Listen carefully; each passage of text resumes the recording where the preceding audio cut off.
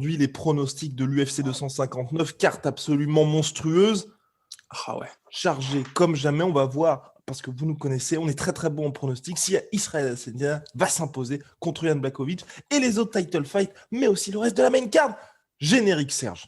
Soit.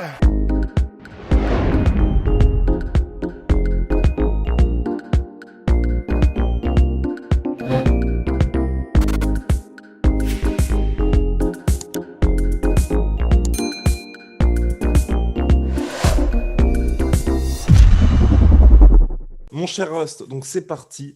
L'UFC 259 qui a lieu dans la nuit de samedi à dimanche.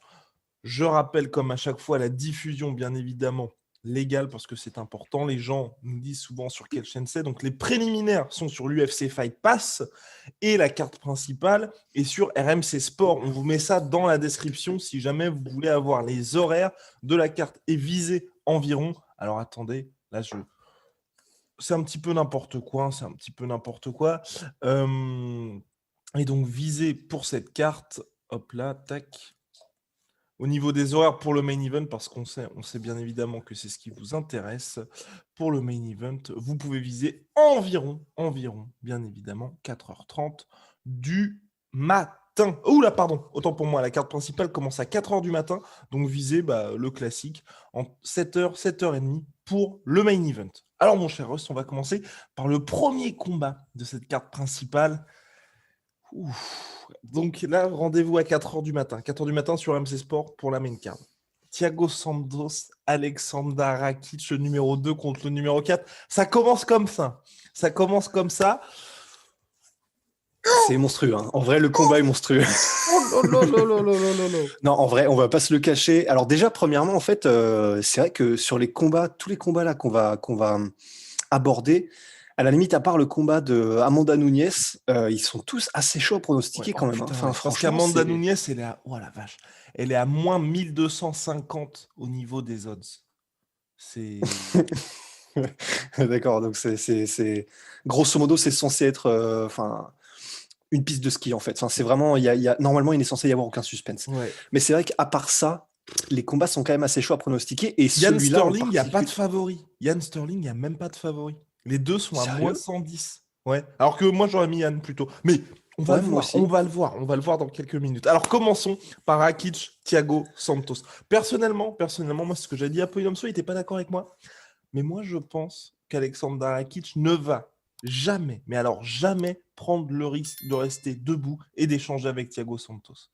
Et je pense qu'après ce qui s'est passé, après ce que j'ai vu notamment, ce qu'on a vu lors du combat contre Anthony Smith, où moi il m'a vraiment agréablement surpris Rakic, tu vois, où j'ai trouvé qu'il avait très très bien progressé en grappling, il avait surtout montré qu'il pouvait maintenir les positions, et certes c'était pas son combat le plus impressionnant, mais il avait fait ce qu'il fallait faire pour gagner, et je pense qu'avec Thiago Santos, où tu sais que la créativité du mec, plus sa puissance, en fait tu peux pas le gérer debout, donc... À part si tu t'appelles John Jones, bien évidemment. Et encore, c'est un petit peu chaud parce que le gars va te fusiller les jambes. C'est en 3 rounds. Et c'est en 3 rounds. Et c'est en 3 rounds. Merci, mon cher Ross. Je pense qu'il va vraiment prendre aucun risque, Rakic. Non, il aurait tout intérêt. Très franchement, il aurait tout intérêt à ne prendre aucun risque. Alors après, évidemment, on n'est jamais à l'abri d'une surprise où le mec choque la planète et met KO Thiago Santos. Même si c'est quand même un peu chaud, mais pourquoi pas. Mais effectivement, là, c'est vrai que c'est vraiment typiquement le genre de moment où Rakic, déjà, c'est tout bénef pour lui, en fait, s'il montre qu'il est un combattant complet et en battant Thiago Santos. Parce que, là, tu l'as dit, clairement, il est très bon, Rakic, mais il a déjà été égalé debout, il a déjà été même battu debout. Et là, contre Thiago Santos, le jeu... C'est beaucoup trop risqué. C'est le chaos qui t'attend, en fait. Si jamais tu zigues au lieu de zaguer, tu vois, comme disent les Anglais, c'est beaucoup trop risqué. Et là, il a vraiment tout intérêt à effectivement montrer qu'il est capable d'être hyper complet dans son approche, de mixer les takedowns avec le striking, d'essayer de crever un petit peu Thiago Santos, qui est très explosif, en le grindant un peu au sol ou contre la cage s'il faut, mais c'est un peu chaud de le maîtriser contre la cage. Mais ouais, il aurait tout intérêt à essayer de l'user un petit peu et de lui apporter trop d'informations en termes de menaces de takedown, en termes de grappling, en termes de tout ce que... pour essayer de le canaliser un peu. Parce que c'est vrai que s'il a une approche en mode bon, bah, on va rester debout et je vais prouver à la planète que.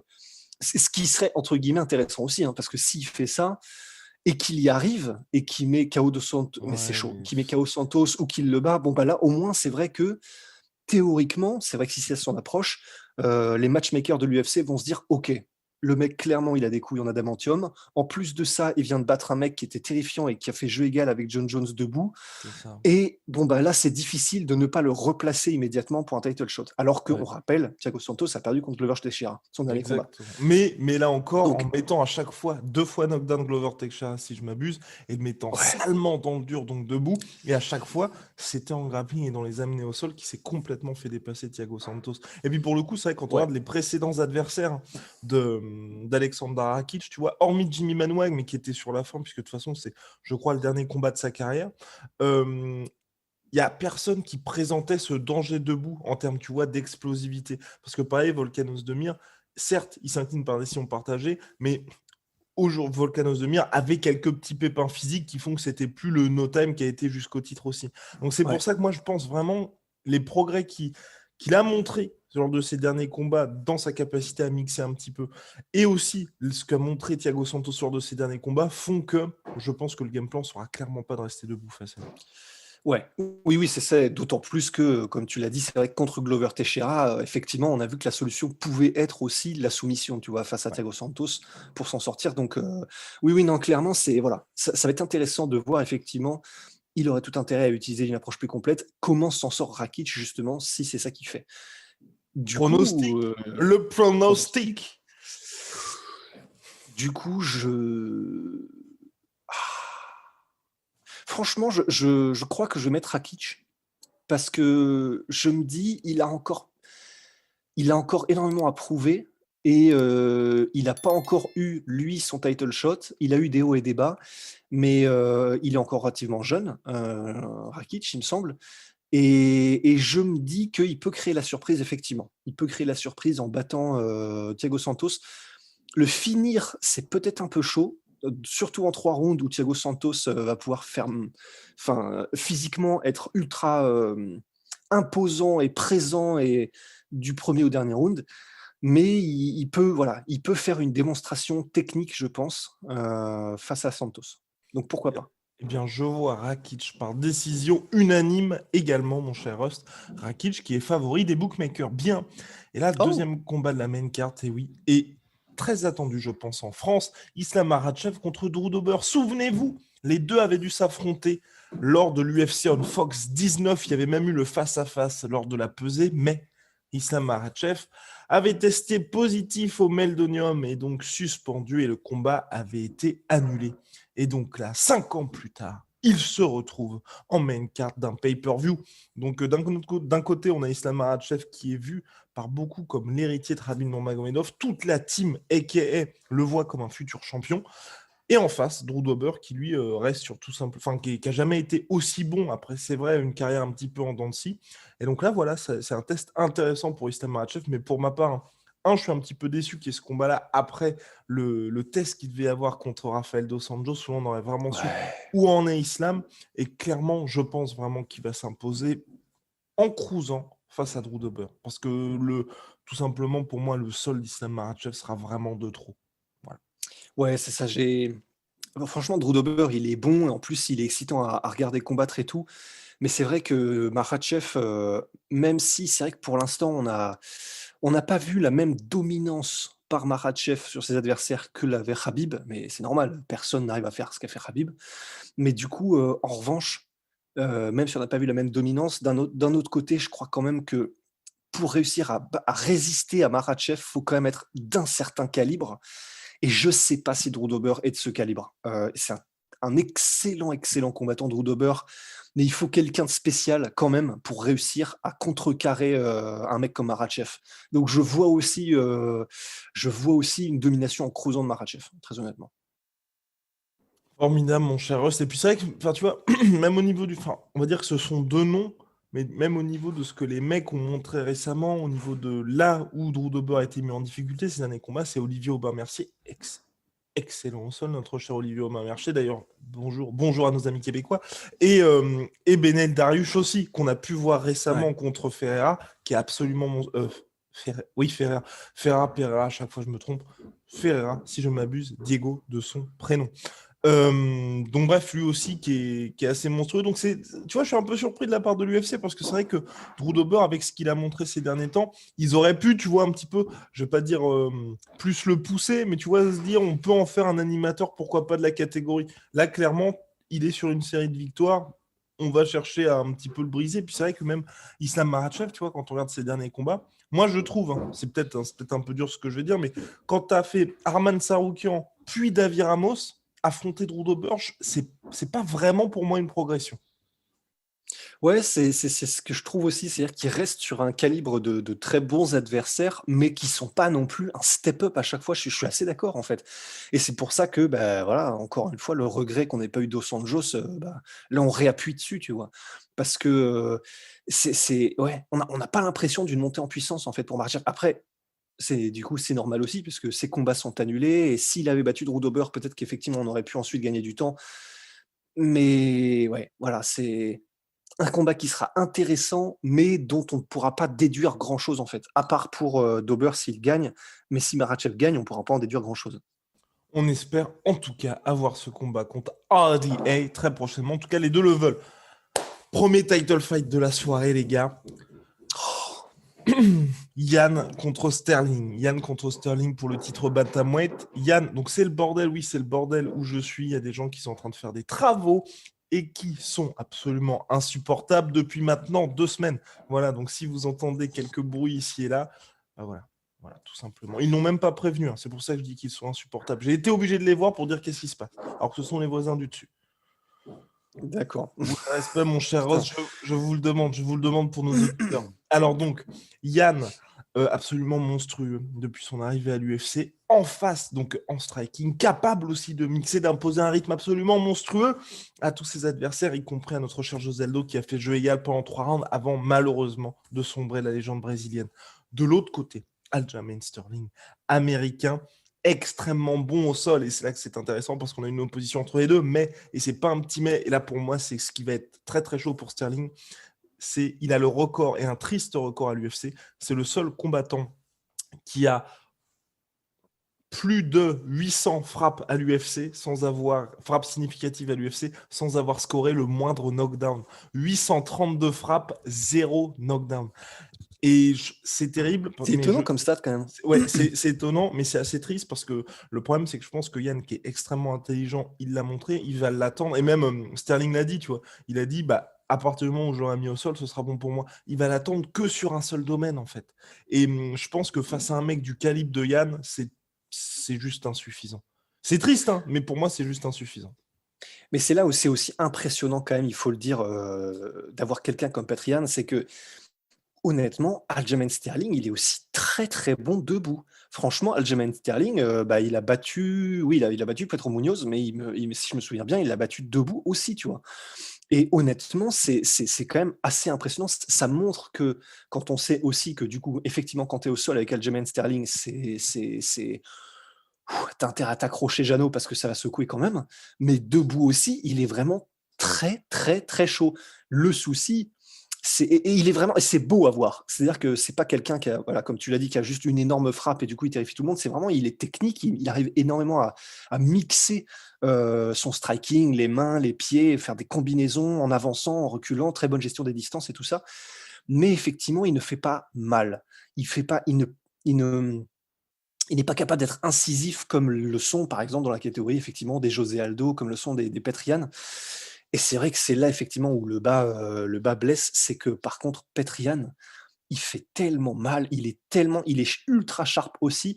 Techniquement, je le mets encore un cran au-dessus au niveau de la profondeur de ce qu'il est capable d'apporter.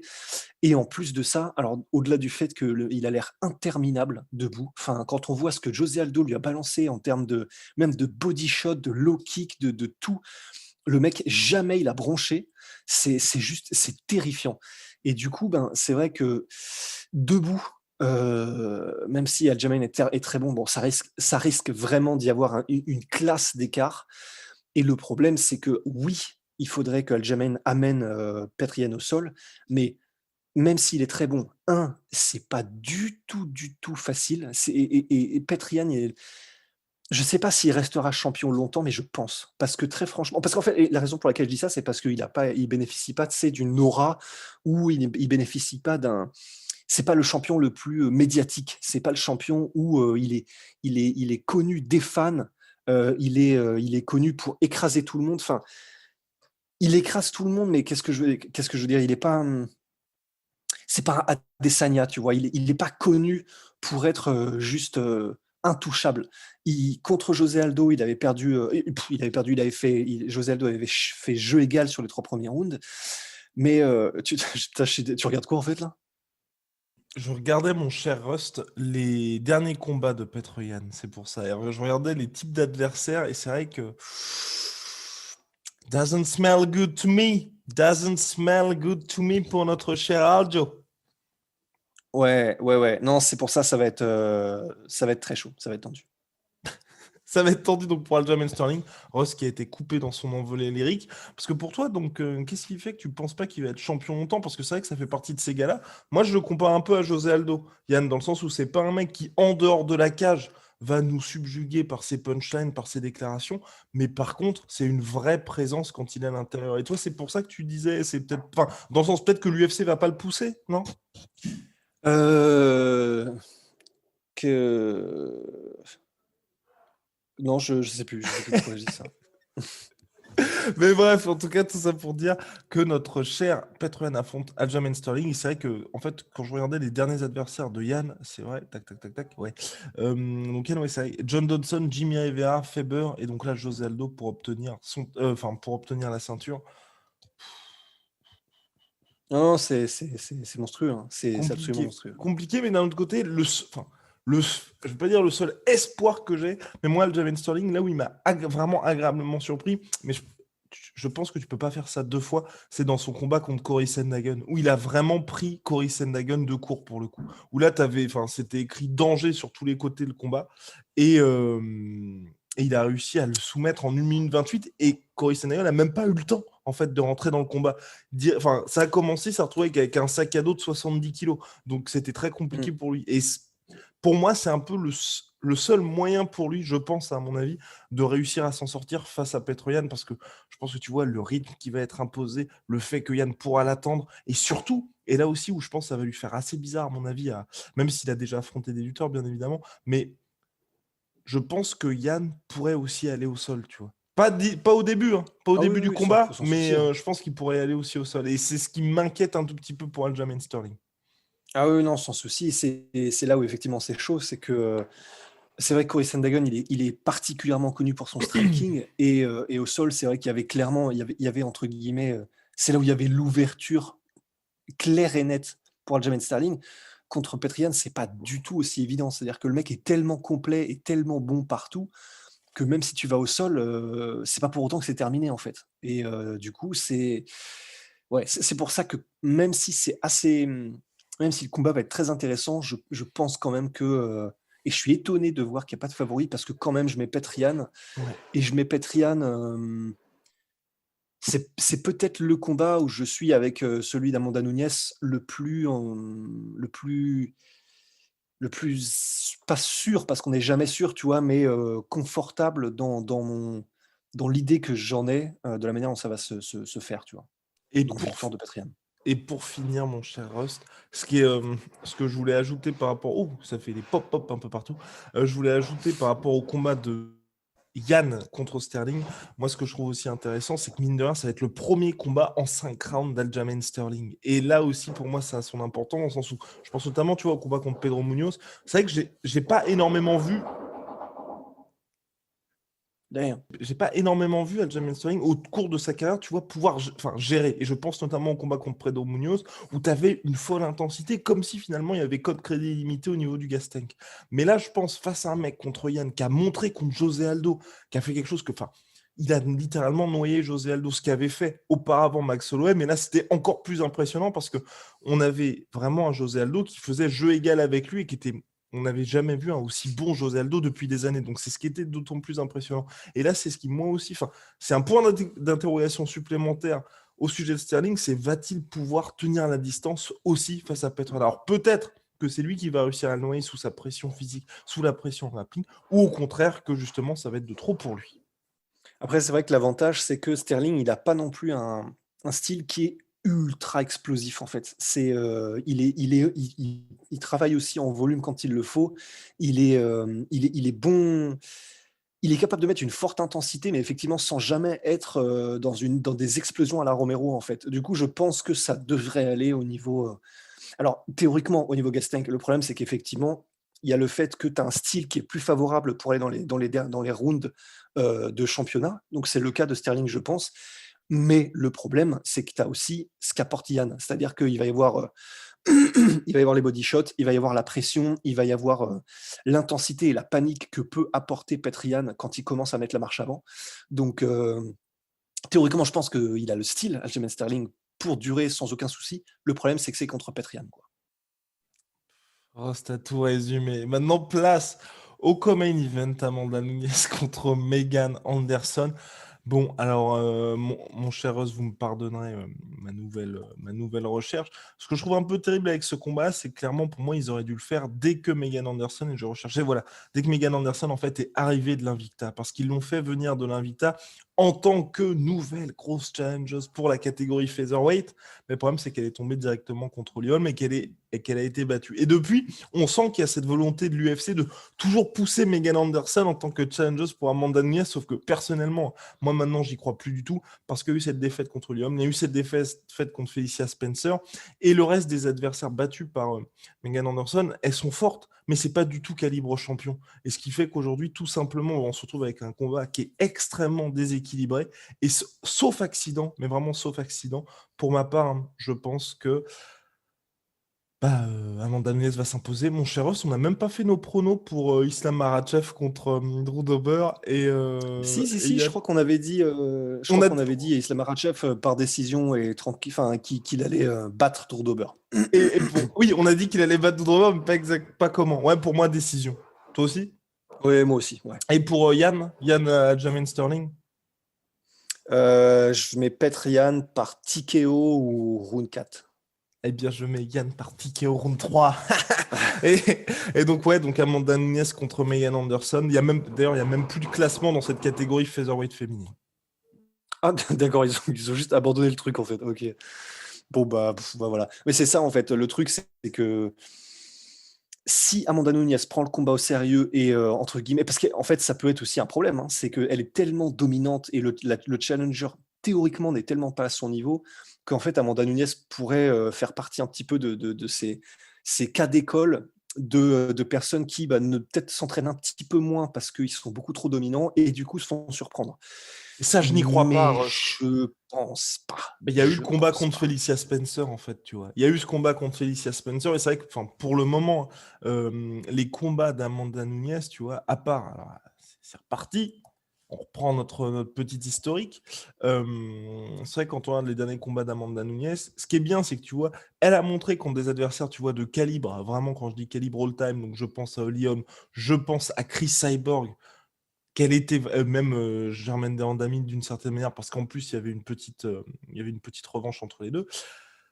Elle a montré, tu vois, qu'elle était vraiment là et qu'elle était appliquée. Mais d'un autre côté, quand elle doit faire ses défenses de ceinture contre des adversaires, on va dire, tu sais, juste pour rester active, je pense à Felicia Spencer, je pense à Raquel Pennington, là aussi, elle est vraiment présente à mon avis. C'est surtout, Rost en parle souvent, et là, c'est très important, mais pour moi, je pense qu'elle sait parfaitement ce que lui apporte son statut de champ. Par rapport au fait d'être juste une fille parmi tant d'autres. Ouais. Oui, non, c'est clair. C'est pas forcément évident dans le monde du MMA de sortir du lot dans le MMA féminin parce que le niveau est un peu plus faible et elles sont un peu moins médiatiques. Elles ont un peu moins d'impact médiatique que leurs homologues masculins. Mais du coup, en revanche, et c'est là où c'est monstrueux, c'est que elle fait tout parfaitement, Amanda Nunes. Elle sait que son statut de champ et son ultra dominance dans les deux catégories fait d'elle quelqu'un de tellement extraordinaire que effectivement, même les observateurs, comment dire, un peu casual, la connaissent et sont en mode ouais non, elle est vraiment monstrueuse. Donc effectivement, c'est assez stylé. Et du coup, oui, voilà, pour tout ce qu'on a dit, je pense qu'on va avoir droit à un KO de Amanda Nunes. Moi, je mets round 1 ou 2. Wow. Ok. Ben, c'est quand même son game et Ouais, ouais, ouais. elle a des points tellement durs et elle est théoriquement tellement au-dessus de Megan Anderson que voilà. Wow, J'ai du mal à voir. Ouais, toi aussi? bah, non, pas dans le sens où après il y a Amanda Nunes et il y a le reste du monde aussi, tu vois. Mais finir Megan Anderson, ce serait fou et je pense que ça marquerait vraiment la fin de la catégorie featherweight. La raison me pousse à mettre décision unanime, mais c'est vrai que d'un autre côté, j'ai du mal à voir Megan Anderson tenir 5 longs rounds face à Amanda Nunes. Donc ouais, je vais te suivre. Ouais. Je pense TKO, allez. TKO round 3. Parce qu'en fait, ça va dépendre aussi de l'approche de Megan Anderson. Parce que évidemment, tout le monde sait que les rounds 1 et 2, si jamais tu mets la pression à Nunes, c'est comme genre mettre ton poing dans un piège à loup, en fait. Enfin, ça sert à rien. Et du coup, elle aura peut-être une approche qui sera extrêmement, pas forcément défensive, mais prudente, qui fait qu'elle va peut-être de genre d'essayer de outpointer en utilisant son allonge, en utilisant la distance, de gagner au point face à Nunes. Mais je sais pas, j'ai la sensation que même si elle essaye de faire ça, le moment où Nunez va vouloir accélérer, ça va être très chaud, quoi. Donc c'est vrai, peut-être pas round 1 ou 2, mais en tout cas dans les 3 premiers rounds, je vois un KO de Nunez. Eh bien voilà, en tout cas bravo à Amanda Nunes qui a quand même réussi à inverser la tendance et à aujourd'hui être poussée par l'UFC pour tout ce qui est communication. On espère, moi en tout cas j'espère, la trilogie contre Valentina Shevchenko d'ici la fin de l'année pour qu'il y ait un dernier challenge pour Amanda Nunes parce que chez les Bantam comme chez les featherweight, il y a pour l'instant vraiment personne qui peut Ah, c'est le désert de Gobi, hein. exactement le désert de Gobi, mon cher Rust. Main event. Jan Blachowicz, Israël Adesanya. Pour le titre Light Heavyweight, des incidents énormes parce que surtout du côté d'Israël Adesanya, si Israël Adesanya s'impose, alors là, on sera sur l'autoroute du GOAT tout simplement pour Easy, mon cher Rust. Et alors que d'un autre côté, Jan Blachowicz, ce qui est bien quand même, hein, c'est qu'il est très sous-coté, je trouve, dans l'attente de ce title fight, première défense, mais tu vois, on a un peu ce côté champion par défaut. D'un autre côté, c'est vrai qu'il n'a pas battu le champion pour être le champion. Donc on peut comprendre ça un petit peu. Mais voilà, opposition de style entre deux adversaires. Mais là, je rejoins Fernand Lopez, qui l'a dit dans King and the G. Et c'est comme ça, comme c'est lui qui le dit, je ne me mouille pas trop. Hors accident, je pense que ça va être assez tranquille pour Israël Adesanya. C'est ce qu'on aurait tendance à se dire, effectivement, parce que, bah, voilà, il a déjà montré qu'il pouvait gérer des gros gabarits, Adesanya. Il est tellement à des années-lumière en striking que si ça reste debout et purement debout, on a du mal à voir quand même, Blachowicz réussir à placer son Polish Hammer, le marteau polonais. Mais, ouais, non, de toute façon, c'est clair. Enfin, pour moi aussi, je mets une confortable avance au niveau de mon prono, en tout cas, sur Adesanya. Mais j'aimerais tellement réussir que Blachowicz juste ait un game plan où son but, c'est pas forcément de mettre KO Adesanya pour choquer la planète. Son but, c'est vraiment de le choper en clinch, de le choper et de le mettre au sol. Parce que si jamais à un des rounds, s'il se fait pas mettre KO, ce qui est possible, hein, parce que le problème c'est que il a un timing qui est tellement extraordinaire et une profondeur technique qui est tellement extraordinaire que Adesanya, le problème c'est qu'il peut mettre vraiment KO quasiment tout le monde en fait. Les poids lourds, ça va être un peu plus compliqué, je pense, donc à voir, mais il peut vraiment mettre KO tout le monde. Mais si jamais effectivement Blachowicz arrive à le choper, juste vraiment à mettre la main dessus, vraiment, c'est littéralement, je serais très curieux en fait. Parce que je suis pas sûr que Adesanya brille par sa force physique. Alors, il faudra voir, tu vois, mais et du coup, ben, j'aimerais voir comment il réagit face à un mec qui a une position dominante. Si jamais Blachowicz arrive à le mettre au sol et à être en montée ou dans la garde, je serais très curieux en fait. Je veux juste voir ce que ça donne quand il est face à un bon grappleur, un bon lutteur qui lui a mis la main dessus et qui en plus du coup, Blachowicz, c'est un tronc, hein. Enfin, c'est vraiment le mec est imbougeable quoi. En plus en montant demi-middleweight et en ne cuttant pas beaucoup de poids. Je serais très curieux.